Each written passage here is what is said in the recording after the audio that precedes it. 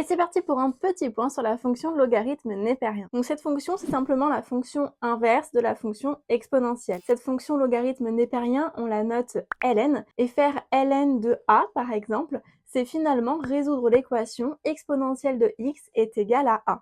Donc en fait, on cherche l'antécédent de a par la fonction exponentielle. C'est pourquoi si vous maîtrisez bien la fonction exponentielle, normalement, vous devriez bien comprendre aussi la mécanique de la fonction logarithme.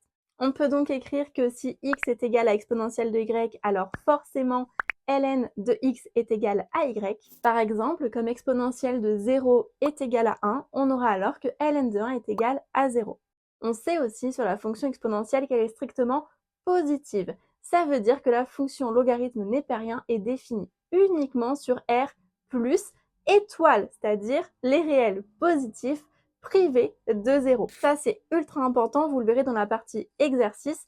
On ne peut pas faire le ln d'un nombre négatif ou d'un nombre égal à 0. C'est pas possible, vu qu'il nous faut résoudre en fait l'équation exponentielle de x est égale à a quand on fait ln de a. Mais cette équation n'a aucune solution, comme vous le savez, si a est négatif ou nul. Que dire de plus sur cette fonction? On peut dire que c'est une fonction qui est strictement croissante. Effectivement, la fonction exponentielle est croissante, ça veut dire que les images et les antécédents sont rangés dans le même ordre. Donc si les images croient, forcément les antécédents croient aussi. Et comme par la fonction logarithme népérien, on trouve en fait l'antécédent d'un nombre par la fonction exponentielle, finalement, on retrouve encore une fois une fonction croissante. Découle aussi des formules des puissances que l'on utilise avec l'exponentielle d'autres formules pour les logarithmes, notamment ln de x fois ln de y est égal à ln de x plus ln de y, ln de x divisé par y est égal à ln de x moins ln de y, ou encore ln de x puissance n est égal à n ln de x.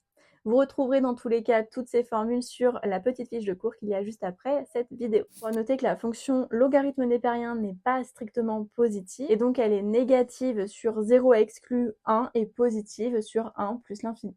Voilà tout, je pense qu'il n'y a plus qu'à passer aux exercices.